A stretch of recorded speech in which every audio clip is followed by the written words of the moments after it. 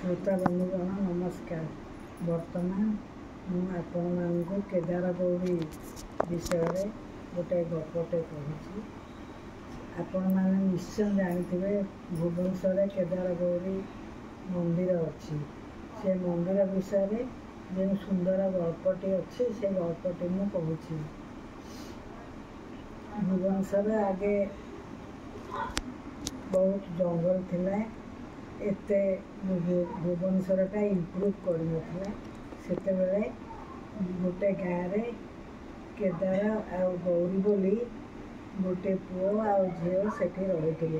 दुई जन छुआ बेलू दुई जन को बहुत भल पाते।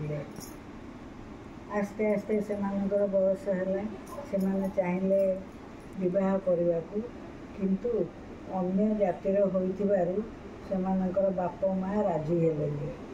तेणु से दिने राति कहले आमे कौन करवा। केदार को ता बापा बंदी करके रखिले एवं गौरी की ता बापा बंदी करके रखिले। दिने से राति बाहरी पड़ी कबाट खोली बाहरी पड़े और दुई जन जाक जंगल को चलीगले। से जंगल में दुई जन जाक कहले आमे एठी विवाह करवा एवं आमे खुशी रे रहिबा।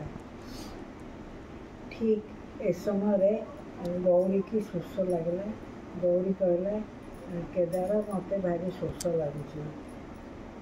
केदार गला पानी आने को। केदार पानी आने को जाइए ए समय व्याघ्रर गर्जन शुभिला। गौरी कहला बाघ आसला कौन करी जाए ये गुंफा लुचि जाए कहीकि गौरी जाकरी गुंफा भितर लुचिगला। गला बेलू तार ओढ़णीटा तले पड़ जाइथिला। बाघ आसला।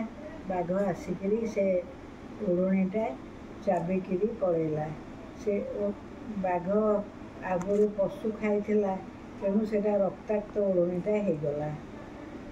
गौरी डर रे गुंफा भितर लुचि थाए।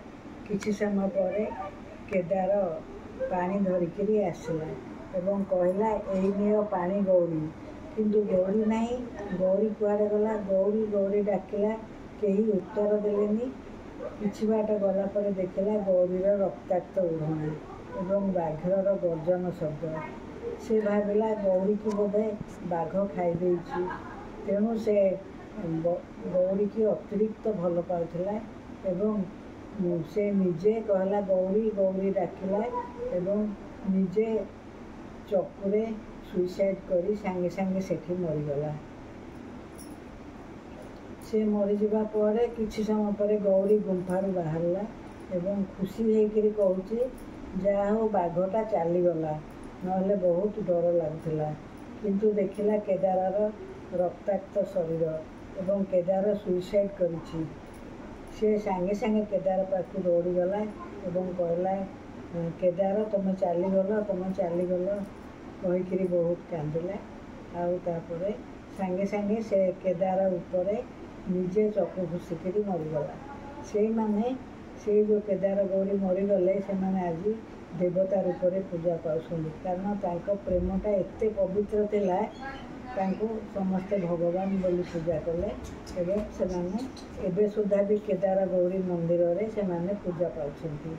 वर्तमान मो गल्पटी सरिला। श्रोता बंधुगण नेक्स्ट टाइम फिर आ गोटे गप कहबी। नमस्कार।